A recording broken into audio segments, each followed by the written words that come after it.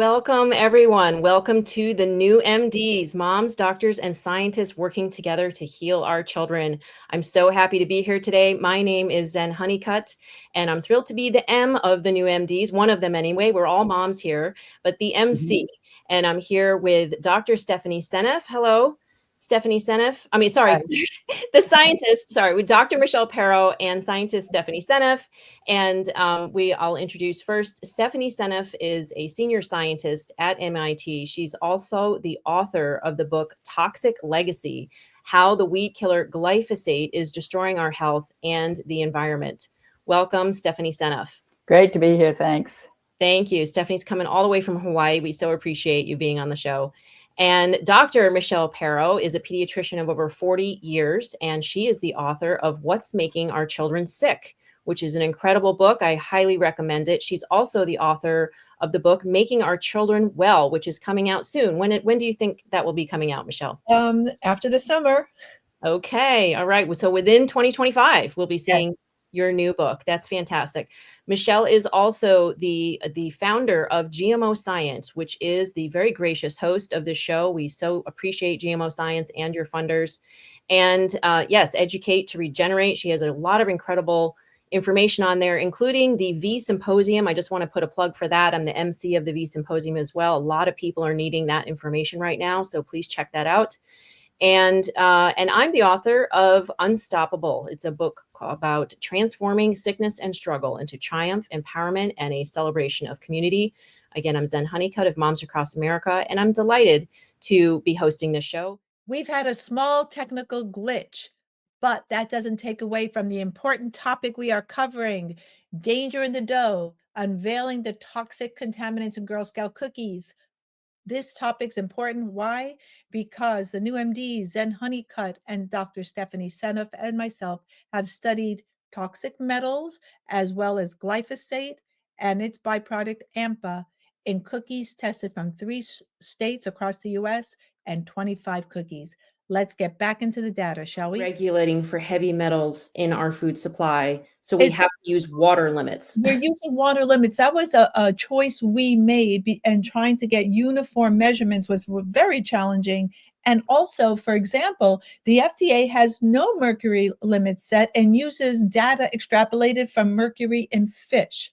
The other thing people might not realize is when these numbers were formulated, they were formulated on adults, not on children. Children are not mini adults. Their detoxification pathways are not as well developed as adults, and they have different manifestations of these metals, which we can go into later.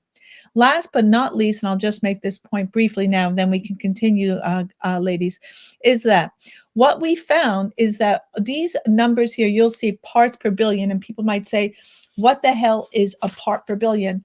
Well, 1 microgram per kilo equals 1 part per billion. It's a percentage. And that's the extrapolation people might be more familiar with. 2.2 pounds equals a kilo. We're not familiar with metric system unless you're in healthcare or a scientist. But the other thing to notice is the aluminum is in parts per million. That's 1,000 times higher than the other metals. I'm going to leave it there, and I can go into later, or do you would like me to continue briefly on what is the problem? What are the problems with the metals? Want me to continue? Yeah, a little bit more. Let's talk a little bit more just about what type of problems you might see. Well, actually, no, we're gonna go back to Stephanie first and talk about Let's do the glyphosate. Her response to the levels of glyphosate, and then we'll come back and talk about the symptoms. Thank you so much. Perfect. Yeah. So let's Stephanie, let's hear from you when you look at this results of glyphosate in the cookies that were tested from across the country. What was concerning to you? Well, I was very disturbed that it was found in all of them. And in particular, it was interesting how the Thin Mints stood out. And they have the highest levels of glyphosate and AMPA among all the cookies. And that was alarming to me because I remember actually a story from my friend, Nancy Swanson, who had a cup of tea at her friend's house, mint tea, and got a very bad reaction. She was very sensitive to glyphosate, and then she looked it up, and we found when we were looking at the data from the EPA that the Thin Mints had really they had much higher limits for the glyphosate, allowable glyphosate, Okay. Okay. I'm seeing the trefoils also very high here, 40 and 44 Right. as And well. Yes. So yes, you just don't want to pinpoint one cookie. Some of no, them. they all have glyphosate, and And they here's all the lemonade. The lemonades had 67 and 78, and the Thin Mints had 99 and 111. I see what you're talking about here, right? The highest yeah, levels. Yes. yeah, the highest levels in the Thin Mints. The peanut And butter cookies also had 56 and 67. yeah, And the toast, yay, French toast ones had 40 and 46. So these are not small. These are not small numbers. Can we talk about what to compare this to? What type of levels um, should be? Let me see. Hang on one second here.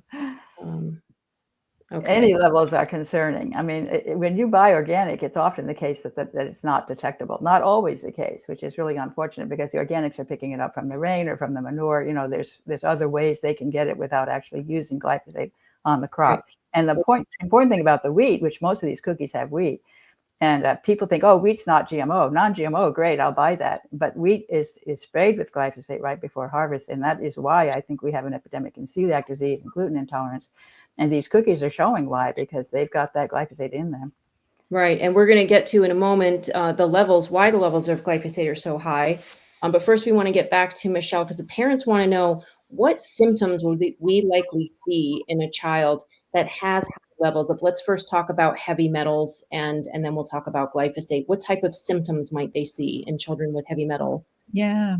I guess our parents are going to have to become environmental toxicologists. Okay, parents, here you go. Super quick thumbnail here. We're not all going into a lot of depth, but if you look at these particular metals, the underlying common denominator is neurologic toxicity.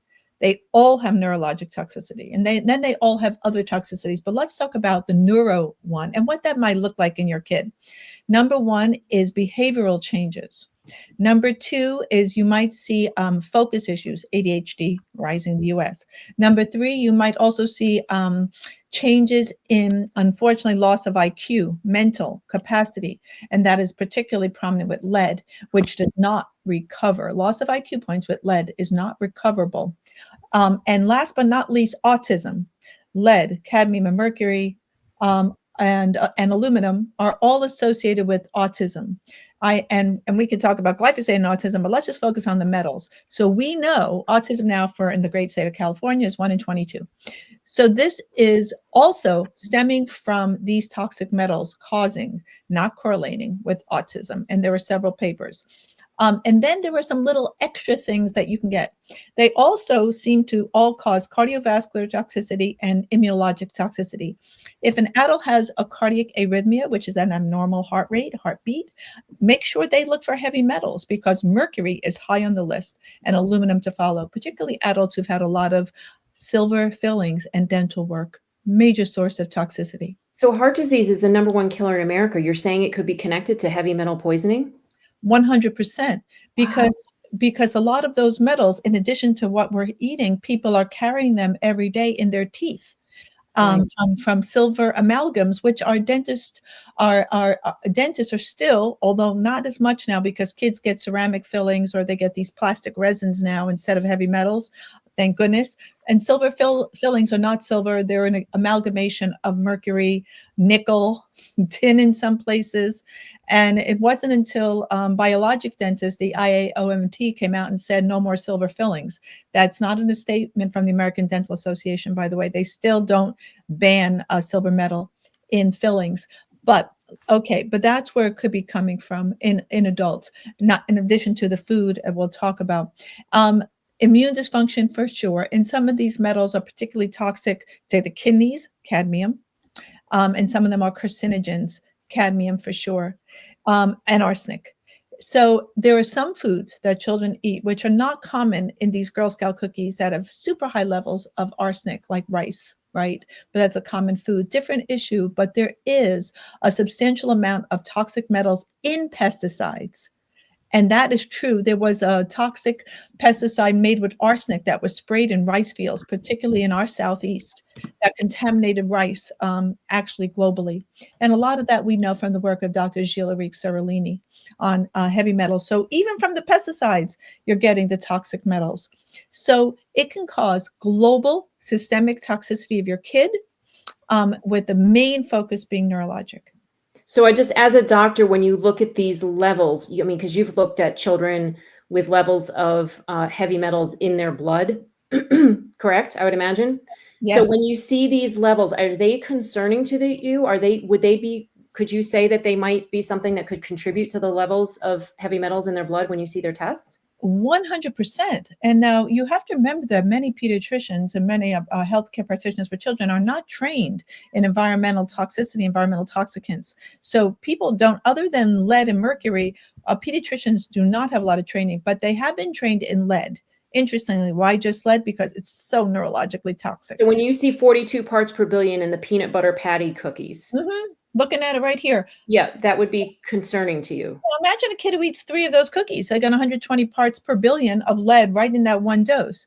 Now they're eating all that lead, one cook and a couple of cookies. Remember that many children now have something called intestinal permeability or leaky gut from glyphosate, which we can talk about. And Remember, GMOs. Thank you, Monsanto. Glyphosate. Thank you so much. So these metals are not. We can process some of them, but they're just escaping through this one cell lining that separates our gut, which is a little hollow tube, from our bloodstream, where those metals get disseminated throughout our body. Now, those metals go everywhere, and your body tries very hard to deposit them. Where it tends to deposit them are in bone, fat, and brain. The blood-brain barrier is not a steel barrier. It is permeable. And what Stephanie's going to get into is to show how our buddy glyphosate can shuttle some of these toxic metals like aluminum right across the blood-brain barrier. And we're going to get into that. But you can see that even with the mercury level set by the EPA, 2 parts per billion, that's too high. The actual level they set in, for food was 0.1 parts per billion for kids, but we used the water limit. So these cookies, like so many other foods that moms across America have tested and that the new MDs has tested in infant formula, are little toxic nightmares, is what I can say. And almost all of them, there were only 3 of them when you're talking about mercury. Only 3 of them didn't have mercury in them, and that was just the samples that we tested. This is, of course, not indicative of all the cookies across America. We only tested a sampling of them. The one thing I should point out to you is that the healthiest cookie of them all, now cookies are not a health food, but children do like cookies. They're not health foods, is the gluten-free. There is one, we can only find one in California, of course. We couldn't get them from the other states. Of course, gluten-free is present here in California. Now, it had the lowest levels except for arsenic, maybe because they use rice in their flour. But that may be why the arsenic was so high. But that one tested the best because it doesn't have wheat. And glyphosate is highest, and all the metals in glyphosate. Maybe that's why, but I found that of interest. But nonetheless, based on these findings, as a physician, I cannot recommend these cookies. Okay, thank you so much. All right, so you can take that image down. And then, Stephanie, can we talk a little bit more about how is this, what is the function of these toxic metals, glyphosate, aluminum, et cetera, together, having them both in the cookies, or all of them in the cookies, these toxic metals and glyphosate? Why is this a problem? What is functioning? What's the function? What's happening in the body and to make this a problem? Right. And in fact, I'm very keen on that because I've actually published a paper back in 2015. I think we can put that up. Aluminum and glyphosate can synergistically induce pineal gland pathology, connection to gut dysbiosis, and neurological disease. That's quite a mouthful. That's the title of this paper, 2015. I collaborated with Nancy Swanson on this, and also my student, my postdoc that was working with me, Chun Li. And we got this idea because I had heard about a study. I'd seen a study on glyphosate and arsenic, actually. And then people argued that glyphosate was facilitating the distribution of arsenic from the poisons in the food because of what arsenic being used as a weed killer.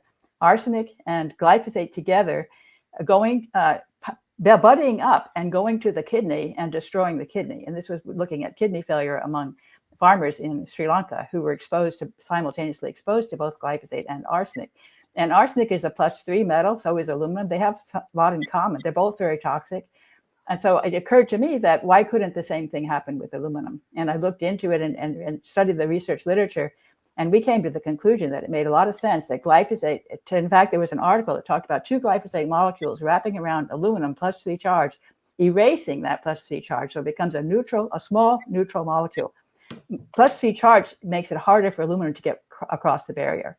But when glyphosate hides that charge, and glyphosate induces an open barrier because it also causes this barrier dysfunction, the leaky gut syndrome. That's also been shown in peer-reviewed papers that glyphosate sets you up with a leaky gut, packages itself up with the aluminum, and the 2 of them can go right across the gut barrier and get into the circulation. That's like a Trojan horse situation, right? Exactly. And it's explosive. And it sounds like it could also open up the blood-brain barrier to other toxic chemicals like the lead and the mercury and other things that are in. Absolutely. And then the thing is too, that when the gut barrier is leaker, then the brain barrier becomes leaky too, because the things that get out of the gut go to the brain and mess up the brain. So there's a relationship between a leaky gut barrier and a leaky brain barrier. The brain barrier becomes leaky when the gut barrier becomes leaky. It's a tag along because the 2 are communicating in so many ways. Things are getting out of the gut, going to the brain, causing problems there. So glyphosate escorts the aluminum in the blood, takes it to the brain stem, and the pineal gland in particular is right there outside of the blood-brain barrier. Actually, the pineal gland is much more susceptible to these things, and the pH drops at that point where it interfaces with the cerebral spinal fluid. The pH goes down, and that allows glyphosate to unload its toxic metal. So at the low pH, glyphosate lets go. The 2 of them, both the aluminum and the glyphosate, become independent monsters, and they both attack the brain. And high aluminum in the brain has been seen, published peer-reviewed paper showing high aluminum in association with autism. This was a post-mortem study on autistic people, and also, of course, with Alzheimer's disease.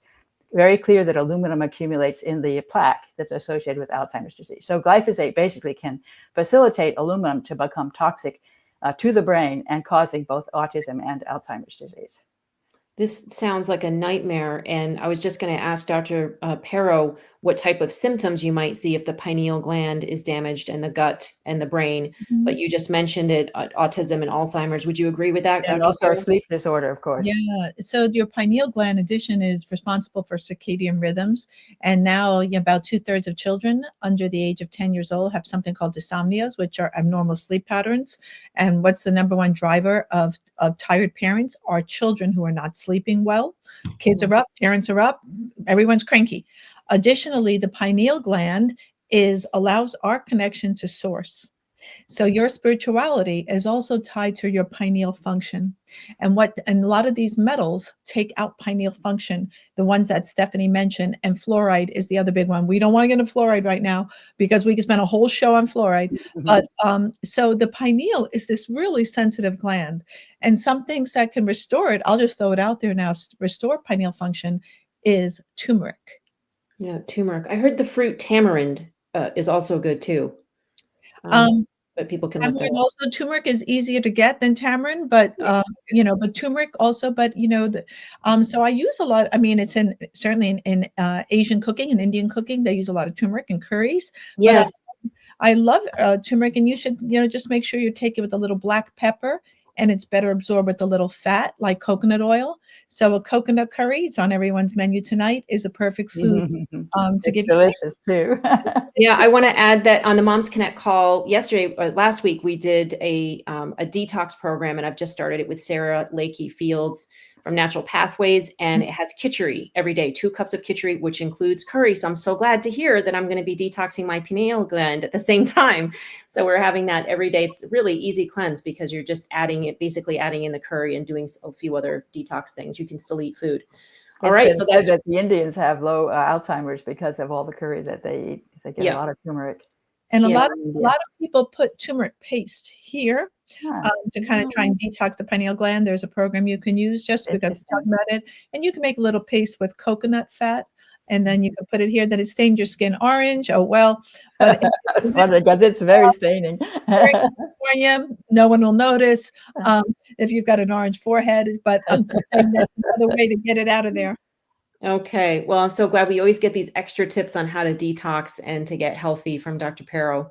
All right. So let's talk a little bit about why test Girl Scout cookies. Some people may think we're targeting them, but in fact, I think most of us were Girl Scouts, right? Stephanie, were you a Girl Scout? Yes. Michelle was a Girl Scout. I was a Girl Scout. We love the Girl Scouts.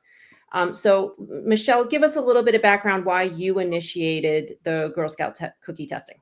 Yeah, we are all big fans of Girl Scouts. A little bit of backstory is that the Girl Scouts were founded and started before women had the right to vote in 1912 by a gal named Julia Gordon Low in Savannah, Georgia. But then, kind of migrate over to Muskogee, Oklahoma. Girl Scout troops needed some money. And what do we do? We need money. Bake sales, right? We've been selling cookies at schools for how long? So there's some folks in 1917 over in Muskogee, Oklahoma, started selling cookies. It was so profitable. Somebody must have had some killer recipes. Thank you, ladies in the kitchen back then. And in the 1930s, it became commercialized as a way to bring money to local troops, brilliant, create teamwork, create entrepreneurial spirit, create confidence in young women who can become, at that point, now they have the right to vote, we gals, and then they become leaders. So we're creating entrepreneurship and leadership in the Girl Scouts. Why we chose these cookies based on this iconic history and empowerment of women is because even though they've done some really good changes to their cookies, like they've taken out dyes, they've taken out high fructose corn syrup, woohoo, they've taken out certain trans fats, go Girl Scouts, we want to partner with this leadership organization of young women to do better together on the path to organic regenerative. That is the only path forward to maintain and regain the health of our children. That's why we did it. This was not a Girl Scout takedown. We love you, Girl Scouts. We were all Girl Scouts. This is partnership. Well, they have an opportunity. There's 3.7 million Girl Scouts, I believe that number is around the world, to lead the way in regenerative organic farming and saying, hey, we want to support regenerative organic farming, which is the answer to getting the glyphosate and the toxic metals out of the food supply. And this is a mighty powerful organization. We've got 558 Girl Scout USA employees that make $58 million. The CEOs make between $732,000 and $437,000 per year. This is an $800 million enterprise, the Girl Scout cookie program, and they sell 200 million Girl Scout cookie boxes per year. Now, with the average cost being $6 per box, that with the girls and the troops get approximately 11% of that price, which is about 65 cents per box. So that means that the girls get $130 million out of the $800 million enterprise, sales. 3.7 million Girl Scouts, if that's the accurate number right now, that's what we just have found on the internet. Then that means about $35.13 is invested back into the Girl Scout per girl is invested back into the Girl Scouts. So, we have a little bit of a beef with that number. We think that number could be stronger. But what's very clear is that with an $800 million enterprise, they could clearly afford better ingredients. And if they choose to do that, they have enormous buying power. I mean, this was like when we talked about the glyphosate levels being the highest in Panera Bread, right? And we said, hey, Panera Bread has an opportunity to lead the way with that type of purchasing power of wheat. They could transform the food supply in requesting wheat that is not sprayed with glyphosate as a drying agent and really, not just encourage, but compel farmers to move in that direction. Well, the Girl Scouts have the same type of power. I think it's like 10 million pounds of wheat that they buy every year, something in that realm. So that is the opportunity that the Girl Scouts has before us. And we are excited about that they could take on leadership in this area and just inform their farmers that they want, non-glyphosate sprayed weed, of course, not all toxic agrochemicals, and they want batch testing of heavy metals. But we'll get into that more in the end. First, let's tackle this. Why are the Girl Scouts cookies being contaminated? What do you think the sources are Michelle, I know you've talked to a lot of farmers over the past 25 years of advocating for non-GMO and getting toxins out of the food supply. Where is this contamination coming from? So, okay, so it's in the food in terms of GMOs, because there are also soy ingredients in the cookies. We said that, well, right now, GMO wheat has been approved by Bioceres in Argentina. So we will be seeing GMO wheat, by the way. But the main GMO ingredient right now in those Girl Scout cookies is soy. And I think they were all positive for soy, maybe not the one box of gluten-free cookies. So it's coming from GMO crops. It's coming from desiccant spraying of glyphosate-based herbicides. It's coming from water contamination, because the water that is pesticide-laden gets also infiltrated with all these chemicals from runoff. And the heavy metals as well, too, right? Can come from right, and the metals. Okay. It comes from air, and rainwater. It also comes from, here we go, biosludge. What the heck is biosludge? Waste material, including human waste, is then recirculated to use as fertilizer on non-organic crops. If you want to be grossed out on a Friday night, watch the movie Biosludge with your honey. If that doesn't switch over to organic, I don't know what will. So yes, and that stuff is sprayed. And I have organic farmer friend Howard Vlieger, who has told me what the air looks like when they start putting down this biosludge where he lives. The air becomes black and everyone develops respiratory illnesses, but that's an aside. And of course, as we said, the toxic metals are in the pesticides.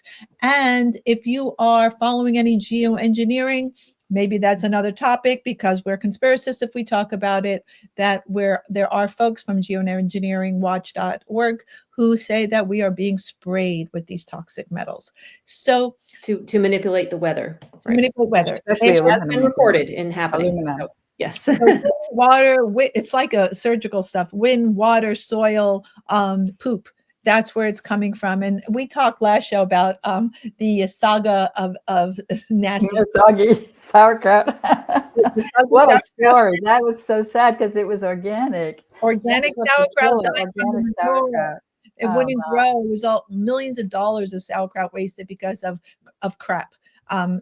Real crap. So because the manure was contaminated with glyphosate, the chicken manure. Yes. The manure. So yeah, that's another show, but we want to get into how is the glyphosate, particularly, Stephanie, getting into the cookies. You brought up a very good and surprising point that most people won't know about a couple of the particular sources of glyphosate contamination. And can we show the Code of Federal Regulations list, please? And I will scroll through that. Okay, great. So this is from our government. Stephanie, go ahead and explain why we're bringing up this image. Right. And so this is actually, I found this many years ago, back when I got, Nancy told me about the mint that caused her to get sick. So we said, well, let's look it up and let's see what, these numbers. And we found the earlier version of this table. The numbers have probably gone up by now. That was in 2015. But when you scroll down here and you see the big numbers, and we can I think we maybe start with the peppermint, which is in here somewhere. Here, peppermint tops. Holy cow. Look at this, 0.1, 0.5, 0.2, 200, 1.8. You can see there's a big jump there. So for some reason, and in fact, many of the herbs, I think, come out with really high levels allowed. That always means that the industry has contacted the government and said, oh, look, we're getting these levels that are over the limit. You guys need to raise your limit. And they say, oh, okay, great, we'll raise the limit. They don't even bother to find out whether that new limit is safe or not. They just spearmint as well. So the thin mints the high levels in the thin mints could be explained by the glyphosate levels that are allowed on peppermint and spearmint. And then the other thing I wanted to point out was the animal feeds. And I think you go back up to the top. Okay, but 1 second. I just want to point out sugar is dirty. Okay, sugar cane, right? Because it's sprayed also before harvest as a sweetener. Sugar cane is sprayed before harvest. All the sugars are bad, and you've got the corn, the GMO Roundup Ready corn to make the corn syrup. And then we've got teff. You were wanting to talk about the animals? Yeah, there's really high levels in the hay and in the animal feeds. They have much higher limits allowed on their food than we do on ours. Forage here. Yeah, forage 200. So the cows are eating lots of it. So we've got eggs. You've probably got eggs in these cookies, and the eggs are produced by the chickens that are getting all kinds of toxic glyphosate in their food. So here's the animal feed. Right, 400 that's parts per probably the million. highest number in the table. 400 parts per million. How many parts per billion is that, Stephanie? Yeah, 400,000. 400,000 parts per billion. And Dr. Don Huber would say that's a problem. Can we have that image, please? Because the Right. EPA's allowable level of glyphosate on peppermint, spearmint, and sugar are up to 2 million times higher than the lower toxicity limit of zero point 0.1 parts per billion, which comes from Dr. Don Huber.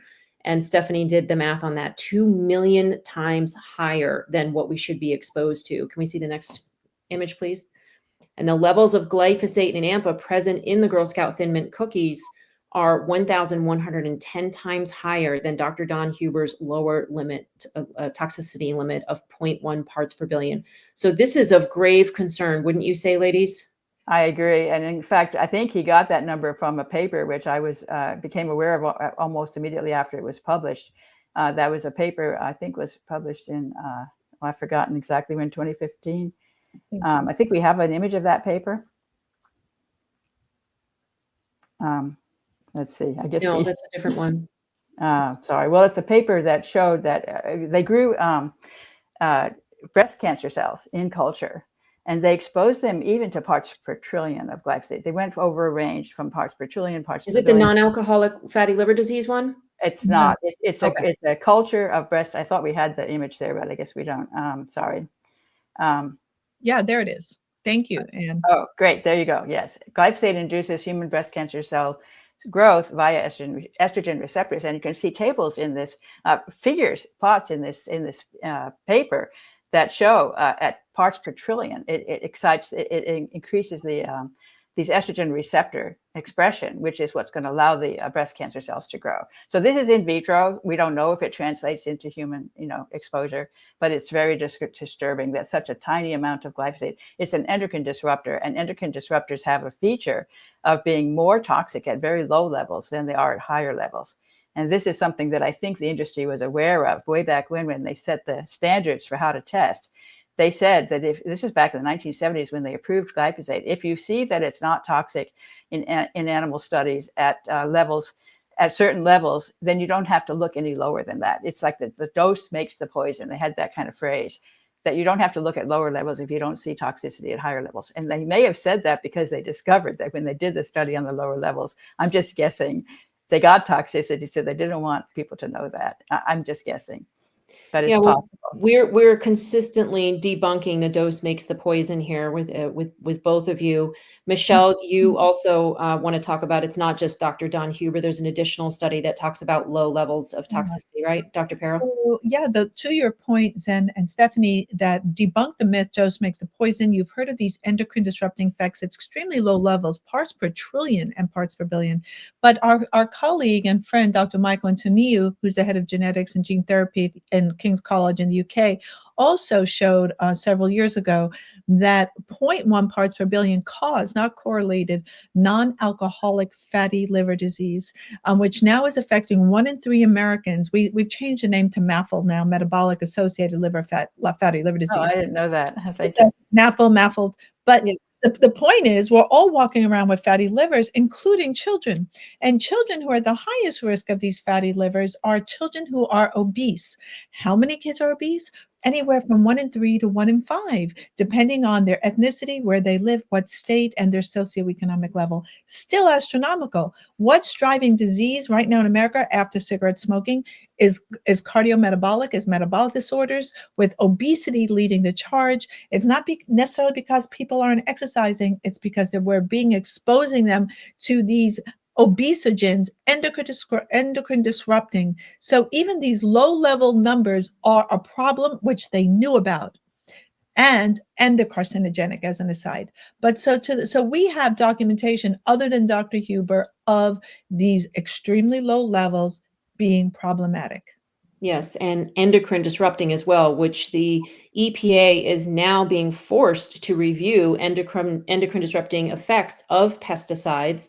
Yeah. And the Center for Food Safety was the one who, pushed that to happen. Thank you so much, Anne. There's a victory. The EPA ends decades of inaction on assessing endocrine disrupting harms of pesticides, pursuant to legal settlement with farm worker and environmental health groups. So we're so glad that something is being done about that.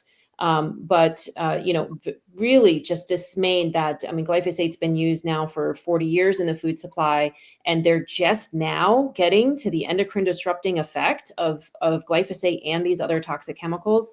I mean, the EPA is clearly not doing their job, and this is a great example of why so much of the American public doesn't trust the government. And but as we always say, with every breakdown, there's an opportunity for a breakthrough, and we have an opportunity to reestablish trust with the government if we get people in the government who actually care about, or when we get people in the government who actually care about what's happening with the food supply. And so we hope with the appointment of Robert F. Kennedy Jr. as the head of the HHS, the things will move in that direction. So we're very excited about that happening, hopefully in the next week or two, right, ladies? Absolutely. Woo-hoo. So excited. Yes, that would be fantastic. So let's talk a little bit more about where else I guess we did talk about where else glyphosate is coming from. Irrigation water and drift was another one. Stephanie, we have an image here that talks about glyphosate and AMPA. Can you just talk about what is AMPA and the Yes. importance of the breakdown? Yeah. Yeah, AMPA is just a breakdown product of glyphosate. It's the most common breakdown product, but it's also toxic. And maybe even some people say it's more toxic than glyphosate. And it basically goes all around your body and causes trouble, and different kind of trouble from what glyphosate causes. So they're both toxic in different ways. And so what kinds of trouble could AMPA cause? Yeah, I was afraid you would ask that because I'm not really sure. Okay, but it can be more harmful, is what you're saying. Probably, yeah, partly probably causing mitochondrial damage, inflammation, that sort of thing. Okay, well, Stephanie, even when you've had a hunch, right? As like I posted on X the other day, if Stephanie got $1 for every time she was called a loon and the Ben was right, we could settle the national debt. So even if you have a hunch, I want to hear it. Yeah, I don't know. I think it may be just oxidative damage type of thing. Oxidative damage? And Okay, maybe messing up the bile acids, but again, that's a hunch. So I don't have. A lot of these we call them intermediaries, cause oxidative stress. Yeah. Even, so oxidative stress causes how can you think of it in terms of body? It's internal rusting. You don't want oxidative stress in your body. We don't want oxidation. What we want, that's why we take antioxidants. Okay, but what shows up in children, for instance, when there's oxidative stress? What is it, a rash? Well, mitochondrial damage would be the key thing, and then that causes all kinds of things, including, of course, brain problems and so when kids have too much rheumatoid arthritis, all the inflammation. You're absolutely right. Mitochondrial damage, which is very hard to pin down that a child has mitochondrial damage. What that may look like is fatigue. So a lot of kids are chronically fatigued, and that's one. It could also look like where their physiology is just not working. They're sort of just, their energy is low. They're not thinking quickly. They're not absorbing nutrients well. They're tired. They're sleeping a long time. Older children are still napping. So you might see those vague kind of changes when the other thing is the mitochondrial damage in the gut, in the colonocytes in the gut. When those get mitochondrial damage, you get inflammatory bowel disease, you get irritable bowel syndrome, and you get cancer. Ultimately, you get cancer because the inflammation is actually causing genetic defects, DNA mutations. So I'm going to give you like the goal right here for parents. Parents, if you're listening, here you go. What this process starts to look like when moms are exposed and they're on glyphosate-based diets and the infants are exposed, it starts with eczema in babies. Step one, because babies express it through their skin. So 60% of babies now have eczema, which is kind of an itchy rash. Then it progresses on to constipation in the toddler. So toddlers aren't pooping. And then what sort of leaks through is then the kids start developing food sensitivities. They're not true allergies, say our allergy, friends, but all the kids now become sensitive to gluten, dairy, soy, corn, peanuts. Right. And by sensitive, you mean after they eat, they get tired, cranky, irritable, rashy, headachy, bloated. Bloating, yeah. Reflux, their food is coming up. They just don't feel good. And if they're little, they're just cranky. You might be like cranky kid. Okay, so now they have food insensitivity. So then what happens from these imbalances in their immune function, their guts, then they start to develop secondary diseases like what? Like asthma, environmental allergies, things of that nature. this chronic inflammation goes on. Now in their 20s and 30s, what do they start to look like? Autoimmunity. The women get Hashimoto's. Men start developing inflammatory bowel disease. Women too. Women have a high rate of autoimmune disease. So now the autoimmunity sets in. By the fourth and fifth decades, what starts to happen? Cancers. Cancers take decades, well, pre certain eras, and I'm not going to say that word because we don't want to get booted off certain platforms. But before that era, cancers took a long time to develop before turbo cancers. And so this is the pattern, and it's starting in infancy. And we've been at this long enough now, and we've been in this business long enough that we can literally map it out.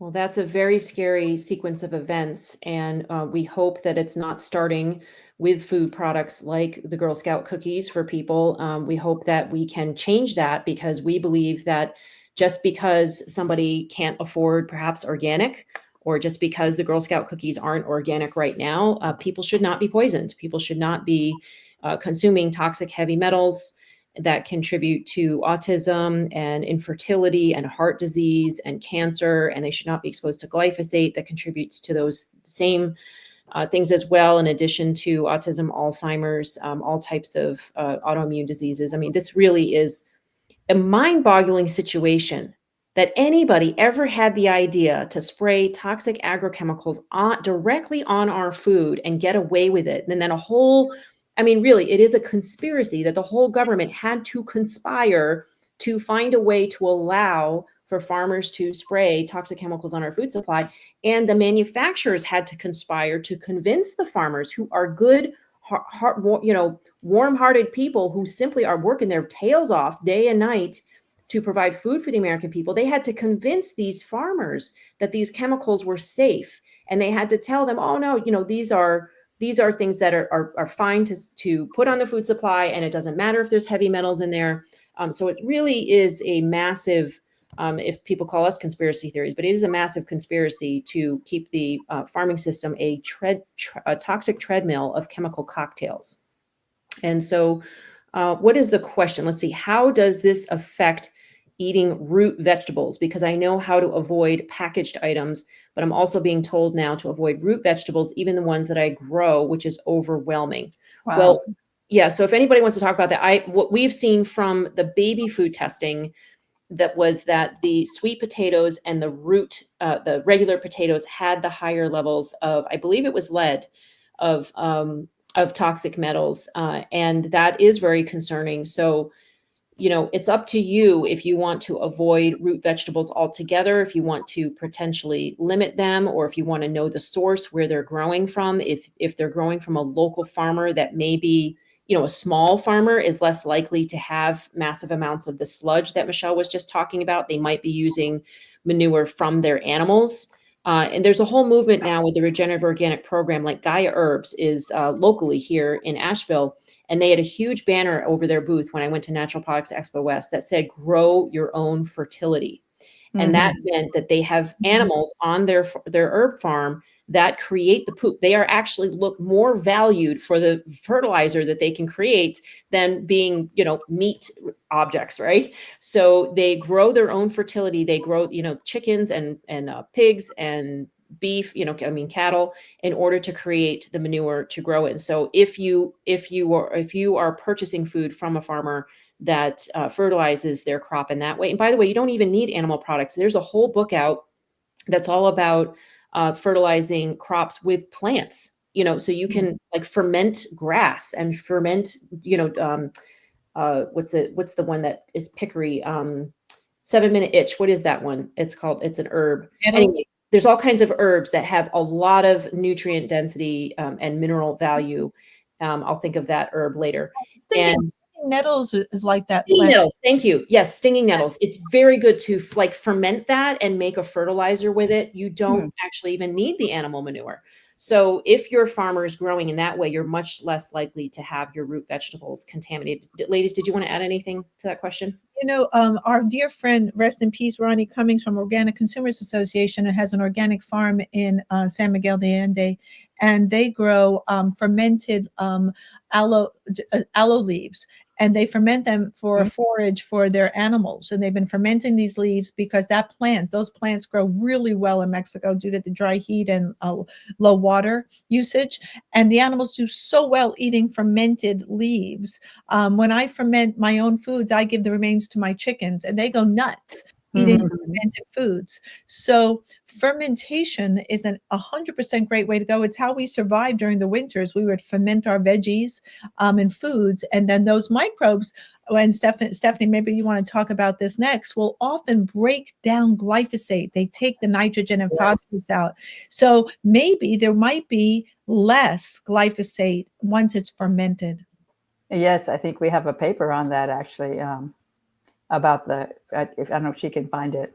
Yeah, it's the biodegradation of glyphosate herbicide in vitro using bacterial isolates. It's got a green image. Rice fields, yeah, African Yeah, Journal of thanks. Biotechnology.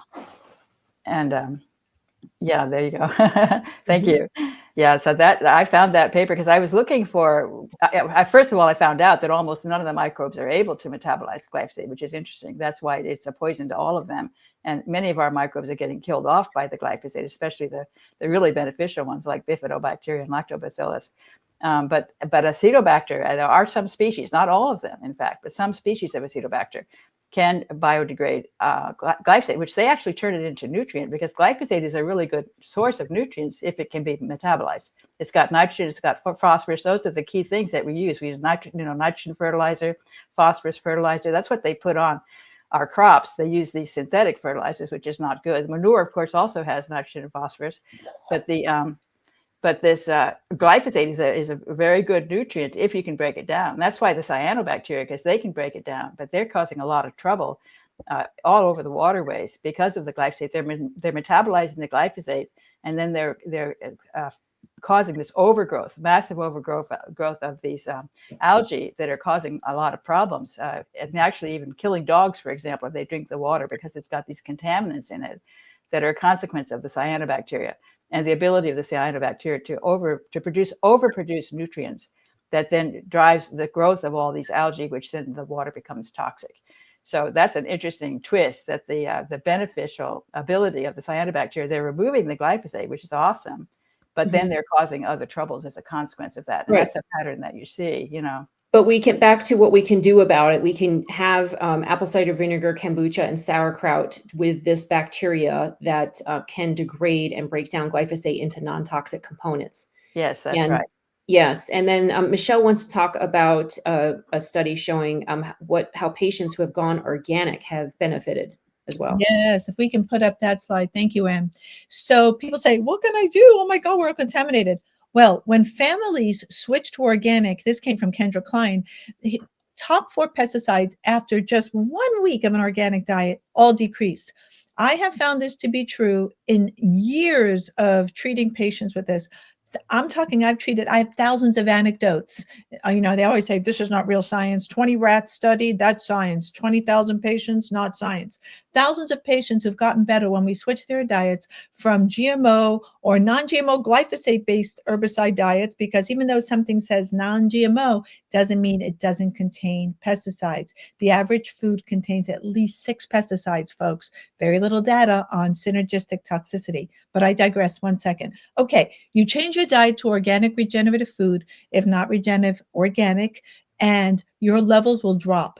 And this is imperative. And I saw people get better anywhere within from 3 days of going organic to 4 weeks. Sometimes it could take several weeks to clear your immune response in those antibodies. I had a patient's mom after 3 days of going organic was able to come off steroid inhalers. It was shocking, the things that we've seen. And our friend Jeffrey Smith, who got so many of us started in the GMO world, did a study looking at about 2,300 people, a survey, and he found like 90% of them got better after switching to an organic diet. And he published that, and it's on his website, Institute for Responsible Technology. So if you can't do anything, if you can do that, and you say, well, people say it's so expensive. Well, you know what? Being sick is more expensive. Both parents are having your kids sick and parents are working. Someone has to stay home with the kids. And that means no work. For many of us, no pay. So we have to, if you want to think about it that way, and if we Americans stop spending 46% of our yearly income eating out, and we cooked at home instead and bought organic food in bulk, or use our farmers markets or our CSAs or however you get your organics, we can do it. But it does require a little bit of prep, shopping, and cooking. There's no quick solution. There's a cost. I would challenge you to eat out one meal less a week and move that money to organic food, and then you can eat organic. It's especially if your ingredients are organic rice, organic beans, organic potatoes, organic bread, to get those basics to be organic first. And you want to start doing this not just at a young age, but at an older age too, because glyphosate's been linked to Alzheimer's. And before we close out, we only have a few minutes left, but Stephanie, can you give us your background on this new study on glyphosate and Alzheimer's and some of Nancy Swanson's stats as well? Yeah, well, that's right. We have that. You can just show the slide. This is the data, and Nancy and I collaborated for many years, and we produced all kinds of plots. We looked through all the data from the government, looking at various diseases and finding the ones that were going up dramatically, and then correlating it with glyphosate. We found a huge list, and this is just one example: dementia. A very dramatic rise in dementia that completely aligns with the use of glyphosate on corn and soy crops. So it's just remarkable, the correlation there. It's just like the situation with autism. And so we were thinking glyphosate is causing Alzheimer's. And of course, it makes sense when you think about what I just told you about the aluminum. Glyphosate is escorting the aluminum to the brain, and aluminum has been shown to cause Alzheimer's and dementia problems with the brain. And so I think you have the next, you want to just put up the next pop? Yes, this is this new paper. I was so excited to see this because I have been saying, actually, I've published in papers a theory that says I think glyphosate should be causing, for example, that one you saw, should be causing dementia. And this is a paper that shows that it does. It is a study on mice. It's an amazing study. And it shows, that it looked at metrics of Alzheimer's, like this overexpression of phosphorylated tau, showing up in the brain. And in fact, I think you have a picture of the, there you go. Yeah, this is beautiful because this is how you can explain that paper. This is their own graphical abstract. And you can see they injected the glyphosate into the peritoneum of the mice. And then for I think like 14 days or something, they did this. And then they waited 6 months. So they got to go along for 6 months without that exposure. And then they looked and they found incredible things. And the mice, they showed behaviors that indicated Alzheimer's-like behaviors. They found this elevated phosphorylated tau in their brain, which is a marker of Alzheimer's, and also the amyloid beta, marker of Alzheimer's. And so, various pathologies that these mice had that were completely consistent with Alzheimer's in humans. So I find this to be really remarkable, and also, of course, satisfying for me because I've been claiming that glyphosate causes dementia, and this almost constitutes proof, I feel. So I was really excited to see this paper. And that's with one exposure, and then they looked 6 months later, which I think they were exposed over a period of time, like a couple of weeks, and then they waited 6 months, and then they were still there. I mean, that's actually really important. It didn't go away, Right. Yeah. And this is the same pathogenesis for autism, by the way, because all those inflammatory markers that they found in Alzheimer's brains, dementia brains, are also found with autism. There's a lot of similarity between autism and Alzheimer's. And and look up, folks, Dr. Christopher Exley, who has been also heavily criticized because of his work, but is also another man who's completely right about the connection between aluminum, so this connection with glyphosate bringing aluminum into the brain. That's the connection there. And he was shocked when he looked at the aluminum levels in the autistic brains. He was really blown. And he found it in particular parts of the brain, higher levels of aluminum in the brains of deceased people with autism and with Alzheimer's in the same area of the brain, aluminum. So he says it's causal. Yeah, it causes Alzheimer's and autism. So here we go, folks. We already know how to make America healthy again. We already know. Get the aluminum and the glyphosate out of the food supply. That's what we can do. All right, great. So Jetpack says my stepkids moved in with us full time a year ago. I only buy organic, and they've helped healed and improved in tons of ways. Better focus and emotional regulation, straighter teeth, and they sleep great. That is fantastic. What a great step parent. That is wonderful. That's something that you can do is switch to organic. We have other examples. Not a huge fan of Governor Newsom, but he did do something right recently. He is launching an investigation into ultra-processed foods in California. And let's be clear, Girl Scout cookies are an ultra-processed foods. So I suppose he'll be taking a look at Girl Scout cookies. And I just want to quote a little bit of what he said. He says they're going to ramp up efforts to crack down on ultra-processed foods. He's signing an executive order aimed at investigating the health risks linked to synthetic food dyes and other ingredients. Now, Girl Scout cookies doesn't have food dyes in there, but we'll get to that. So he says that the food we eat shouldn't make us sick with disease or lead to lifelong consequences. We're going to work with the industry, consumers, and experts to crack down on ultra-processed foods, create a healthier future for every Californian. So we found this was interesting. He announced this just before Robert F. Kennedy Jr. is designated to lead the Department of Health and Human Services. We think he wants to jump the gun there a little bit, but that's happy. Well, that's fine. We're happy with that. Well, if anybody's going to compete in making America healthy again, we'll cheer on that fight. So go for it. So all right. So one last thing, again, we think that the Girl Scout cookies, the Girl Scout leaders make enough money. As we mentioned earlier, they make a ton of money. And we're just calling this out because this is the reality of what's happening. You can take that down now. The Girl Scout employees are making a ton of money. They have the ability to source better ingredients. They also have the ability to create a program, which we have a cute little badge for. Anne made this graphic for us. To regenerate organic. And we're using regenerate rather than regenerative because if you regenerate organic, if you get the organic matter back in the soil, you're not just going organic, which means no toxic chemicals. And it's not just regenerative, which is cover cropping, right? But could include toxic chemicals if it's just regenerative. We want to regenerate organic and have the two of them together.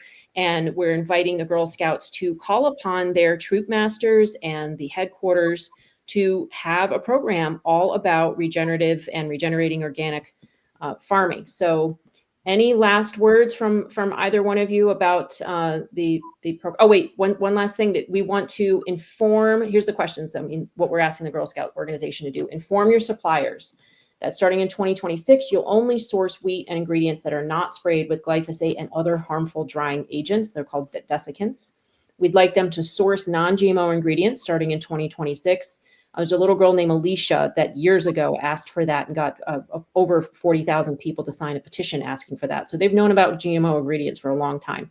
And number 3, require your suppliers to conduct batch testing for pesticides, including herbicides such as glyphosate and heavy metals in orders made in 2025. You can do this. You can just tell your suppliers this is what you're doing and remove seed oils and substitute them for coconut oil, organic butter, or organic unscented tallow by 2026 and start the 2025 program to support Girl Scouts to be champions for regenerative organic farming practices and to be leaders in creating a healthy America. Wouldn't that be fantastic?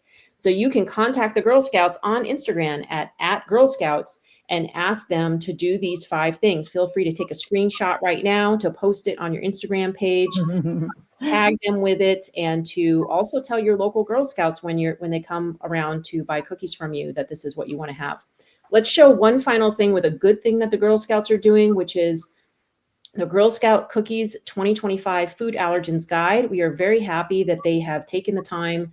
If you get a chance to zoom in on this, on your personal screen, you can see that they have taken a lot of allergens and including synthetic food dyes and many other different types of harmful ingredients in cookies and made sure to take them out. So we want to applaud the Girl Scouts for all the great job they have done and just invite them to, what Maya Angelou says, when you know better, you do better, right? And we would like to encourage our Girl Scouts, our girls to do that in life as well. So thank you very much, everybody, for the show today. Any last words? I would say just that I think the Girl Scouts could think about maybe starting small and just offer one cookie that's organic, because I suspect there are people like me who won't buy the Girl Scout cookies if there's not an organic choice. So if you give the opportunity for them to choose the organic cookie, then more people will be willing to buy the cookies. Thank you, Stephanie. And let me just also add, thank you for this great show and great summary. Couple of things. The EPA must address the toxic metals as per their own legislation. It's called the Toxic Substance Compliant Act 2016. 1. 2, it is because of your donations that we were able to do the testing. The funding goes to new MDs and our capacity to test, which is kind of expensive. So thank you, everyone, for supporting this work, because we take that money We are volunteers, and we go and we buy the testing. That's how that happens. You can all test. Number three is, well, this is a special shout out to Ruth Westreich and the Westreich Foundation and Landry Purcell for their support of this project, this work, and future endeavors going forward, making this better food for our kids. Fantastic. Thank you, everyone. Thank you for joining us on the New MDs today. We hope that you'll join us next month and in the future to come. Do go back and look at Rumble on our past shows. If you like this show, you'll love our other shows. We've got 2 years of shows. We hope that you will share them with your friends and family, and that you will be partners with us in making America healthy again. Thank you so much.